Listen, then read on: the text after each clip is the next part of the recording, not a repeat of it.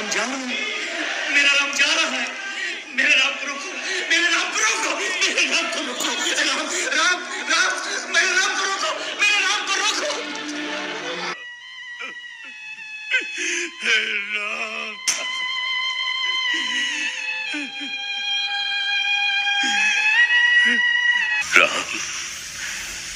राम राम राम राम राम राम।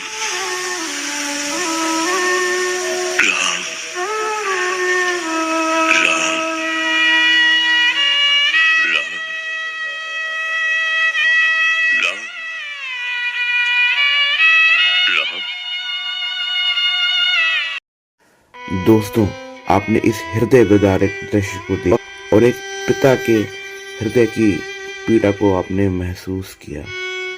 आपने देखा कि जब किसी व्यक्ति के कलेजे का टुकड़ा जो सबसे उसके दिल के करीब होता है और अगर वो उससे दूर चला जाता है और वो विवशता के कारण उसको रोक नहीं पाता है तो उसके क्या स्थिति होती है, क्या उसका हाल होता है, उसे किस पीड़ा और किस वेदना से गुजरना पड़ता है। आपने इस चीज़ को देखा। दोस्तों, ये हृदय विदारक घटना तो आपने देखा कि रामायण के समय की है, रामायण के काल की है, लेकिन ये घटनाएं आज भी हमारे आसपास के जीवन में घटित हो रही है और लोग इस पीड़ा से गुजर रहे हैं। आज के इस केस के द्वारा हम दिखाना चाहते हैं कि जो पीड़ा एक पिता राजा दशरथ ने कभी महसूस करी होगी, कभी उससे गुजरे हो, आज भी उसी तरह की पीड़ा का कोई अनुभव कर रहा होगा।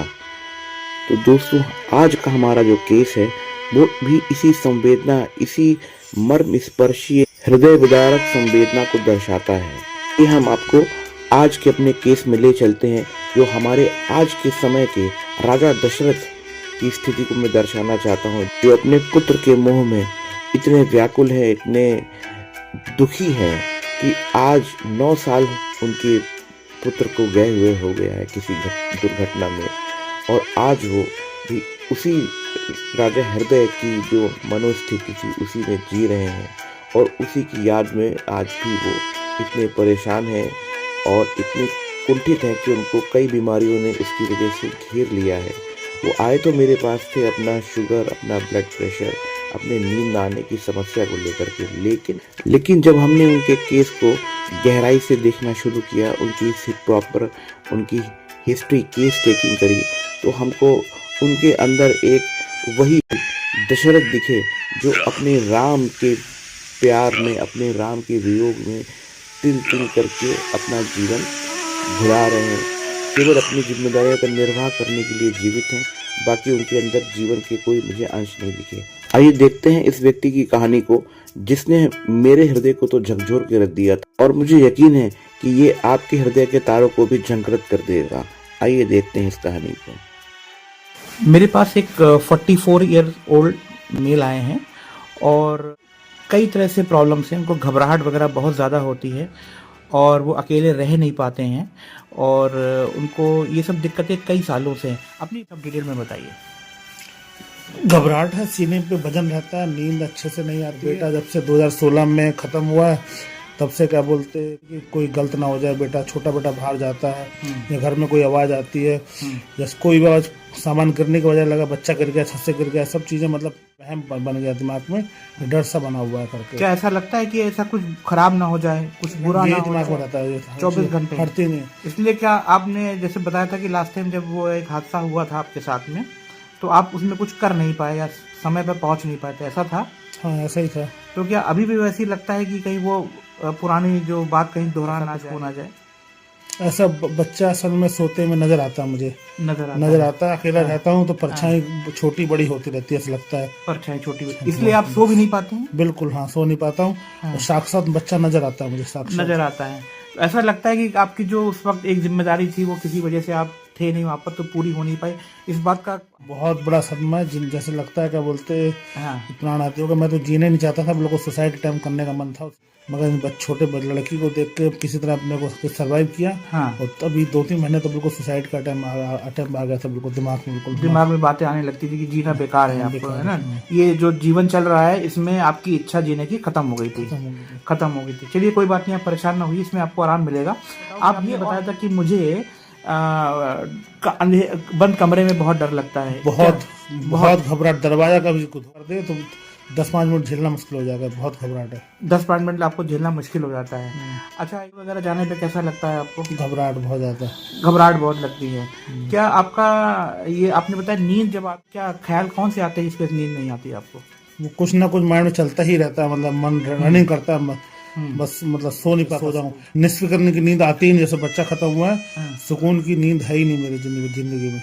सुकून की नींद नहीं, एक तो चैन खत्म हो गया। बिल्कुल बिल्कुल। अच्छा, और कुछ और बताना चाह रहे हैं? जैसे आप अगर कुछ लोगों के साथ बैठ जाते हैं, उड़ जाते हैं, दोस्त यार मिल जाते हैं, परिवार के लोग मिल जाते हैं, तब मन कैसा होता है? मन बहुत अच्छा रहता है। बीच में चला गया था झांसी में, 1.5 महीना भर रुका वहाँ पे, तो बहुत घुमा फिरा, सबके साथ रहा, तो कोई दिक्कत ही नहीं। खाना खाता था, हजम भी होता था, घबराहट नहीं होती थी, हर चीज खा लेता था। मगर अब जाके हम लोग 3-4 लोग घर में रहते हैं, तो बहुत यही समस्या घेरती बार बार।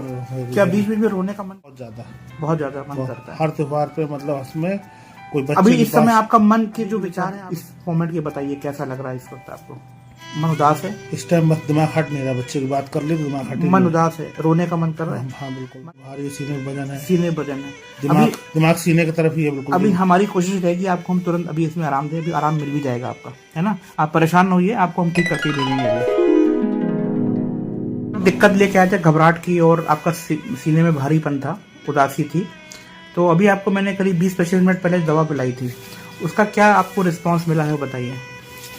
दवा पीने में थोड़ा सा लग रहा है, चेतना सी आई है, और जो आंखों से थोड़ा कम दिख रहा था, लग रहा है कि रोशनी एकदम बढ़ गई, ऐसा महसूस हो रहा है। हल्का पना, गैस मुंह से निकली, ऐसा कुछ महसूस हुआ है। और मन में क्या, जो आपके सीने पे बोझ लग रहा था वो कैसा लग रहा है? दिमाग पहले कॉन्सेंट्रेशन कम था, दिमाग कंट्रोल में, ऐसा लग रहा है कंट्रोल में, अपना ही माइंड कंट्रोल में था, ऐसा लग रहा था। मतलब हाँ, जो घबराहट सी लग रही थी आपको, फियर भी, डर का अनुभव कैसा है? अब कम है, मतलब दिमाग उस तरफ जा ही नहीं रहा, मतलब एक जगह दिमाग है, बैलेंस माइंड है इस टाइम, दिमाग बैलेंस हो गया है तब। और उदासी, आपने कहा था मेरा रोने का मन कर रहा है, आंसू बस आ नहीं रहे। बिल्कुल, मैंने चेहरे पे हाथ रख लिया था, बिल्कुल जैसे लग रहा था रो दूंगा करके, या आंसू आ जाएंगे। आप वाइफ से बात कर रहे थे तो उस टाइम भी लग रहा था कि मेरे पास सर हो रहा है उस चीज का, ऐसा है इस। तो रोने का अभी कैसा लग रहा है? मतलब कहीं दिमाग भाग नहीं रहा, मतलब फालतू चीज दिमाग में नहीं आ रही। हाँ, एक जगह दिमाग है। देखो, जो मिस हैपनिंग आपके साथ हो चुकी है वो तो आप सकते हैं, लेकिन आपकी जो उसके प्रति संवेदनाएं हैं वो हम बदल सकते हैं, आपके इमोशंस को हम चेंज कर सकते हैं। इसीलिए मैंने आपको ये दवा जो दिया था वो आपकी इसी इमोशंस को सही करेगी, कि आपको रियलिटी में लेके आएगी। आप जिस पास्ट में मतलब अंदर आप फंसे हुए हैं, कि जो हादसा बुरा हो गया है तो उसमें आप फंसे हुए हैं, उससे हम आपको बाहर निकालने की कोशिश कर रहे हैं। उसी से निकल नहीं पा रहे थे। हाँ, तो कुछ आपको चेंज महसूस हो रहा है? हाँ, चेंज लग रहा है, पॉजिटिव चेंज लग रहा है। लगेगा कि आज रात को सो पाएंगे? यहाँ से लग रहा है सो पाऊंगा। मुझे लग रहा था कि मैं चश्मा भी मेरा काम नहीं कर रहा था, रोशनी बढ़ गई, मुझे ऐसा लग रहा है, मुझे महसूस हुआ कुछ। कितनी देर हुई दवा पिलाने? मुश्किल से 25-26 मिनट हुए हैं, मगर आंखों से मुझे अच्छा रिलैक्स हुआ, आंखों पे असर था। मतलब ये जो दवा पिलाई उसके बारे में आपकी क्या प्रतिक्रिया है? आपको क्या लगा, दवा है क्या चीज? वो जो दिया था वो है क्या दिया आपको मैंने? दवा पानी पिया मैंने, मगर मुझे रिलैक्स लग रहा है, कि हाँ थोड़ा सा विश्वास हो रहा है कि हाँ कि मैं ठीक हो जाऊंगा, ऐसा लग रहा है मुझे। उसके असर के बारे में क्या कहेंगे? दवा का असर बहुत फास्ट है और बहुत अच्छा असर है। अच्छा है? हाँ, बढ़िया दवा है। आपको लगा था कि आपके साथ में ये सब चीजें आधा घंटा भी नहीं हुआ, जल्दी हुआ, 20 मिनट हुए हैं, 25 मिनट हुए हैं, हाँ। ये बदल जाएगा इतनी जल्दी? आपने क्या उम्मीद नहीं थी। दिल से बोझ लग रहा था, कोई हटा ही नहीं पाएगा, मतलब बैठा हुआ था घेर के, मतलब जैसे पत्थर रख दिया वो।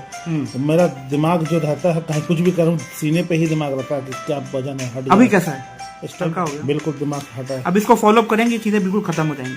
थैंक यू भैया, थैंक यू सो मच। तो दोस्तों, आपने इस केस को सुना और देखा और समझा।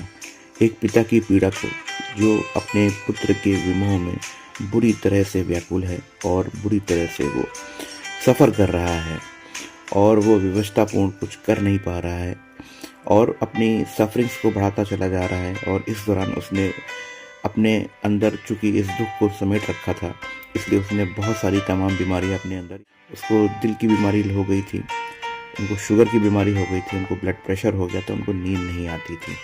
और आपने ये देखा कि जब वो हमारे पास आए और हमने उनका प्रॉपरली केस टेक किया और हमने उनकी केस एनालिसिस करी, उसके बाद हमको उनकी रेमेडी तक पहुँचे और एक सही दवा ने उनके ऊपर क्या चमत्कारी प्रभाव किया। उनके सीने का बोझ हट गया।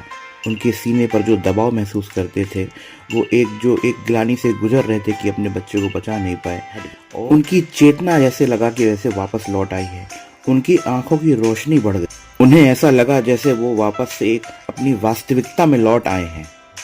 उनका मन जो अभी भी अपने पास्ट में अपने एक खराब अनुभव में फंसा हुआ था, अब वो वहां से निकल करके अपनी वास्तविकता में आया है और वो आज की अपनी रियलिटी को देख पा रहे हैं। आइए अब आपको बताते हैं उनकी मेन पॉइंटर्स को।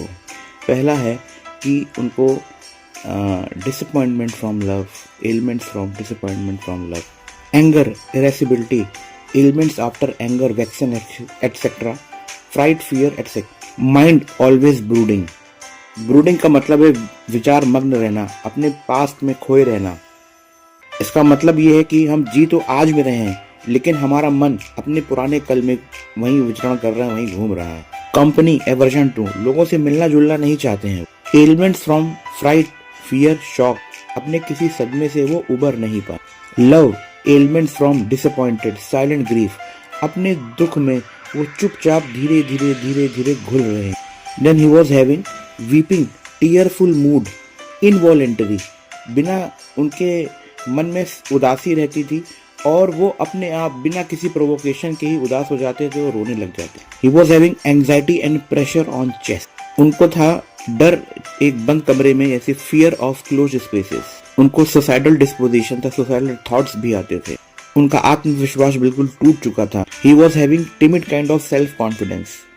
तो दोस्तों आपने देखा कि वो भले ही हमारे पास डायबिटीज, इंसोम्निया, नींद ना आने की तकलीफ और अपना ब्लड प्रेशर लेके आए थे, लेकिन जब हमने उनका केस एनालिसिस किया तो हमने सबसे ज़्यादा इंपॉर्टेंस उनके मेंटल सिम्टम्स को दी। उनके मेंटल सिम्टम्स को हमने प्रायोरिटी देते हुए जब उनके दिमाग में घुसे तो हमें उनके इमोशंस का पता लगा और हमने उनको इमोशनली मॉडिफाई करने की कोशिश करी, और इसकी वजह से आप देखेंगे एक मैजिक हुआ और विदिन 20, 25, 30 मिनट के अंदर वो बिल्कुल बदल से गए। उनको पूरा आराम मिला। आगे इसको फॉलो करेंगे और हम ये आपको कुछ समय बाद बताएंगे फॉलोअप में कि कैसे धीरे धीरे करके उनका ब्लड शुगर बेटर कंट्रोल हो रहा है, उनका ब्लड प्रेशर बेटर कंट्रोल हो रहा है, उनकी नींद की समस्या इंप्रूव हो रही है, और जो उनको छाती में दबाव, पैल्पिटेशन और सांस लेने की दिक्कत होती थी वो धीरे धीरे कैसे कम हो रही है। आपने देखा कि कैसे इन भाई साहब की ज़िंदगी जो है एक जगह रुक गई थी, और चूँकि वो हमारे पास आए और हमने उनको एक सही ट्रीटमेंट दिया तो देखिए अब उनकी ज़िंदगी ऐसा लगता है कि दोबारा से शुरू हो गई है, अपनी ज़िंदगी में लौट आए हैं। और देखिए दोस्तों, रहने का ही नाम है, life must go on, you have to come back to your life and the life should continue. ज़िंदगी इसी का नाम है, और हम अपनी कोशिशों से अपने मरीजों का, हमारे पास लोग आते हैं, हम यही कोशिश करते हैं कि अगर वो किसी तरह से अपनी ज़िंदगी, ये कोशिश करते हैं कि अगर उनकी ज़िंदगी रुक गई है, उनकी दर्द, उनकी तकलीफ़, उनकी बीमारी की वजह से, जल्द आराम देके उनको वापस उनकी ज़िंदगी में लौटा।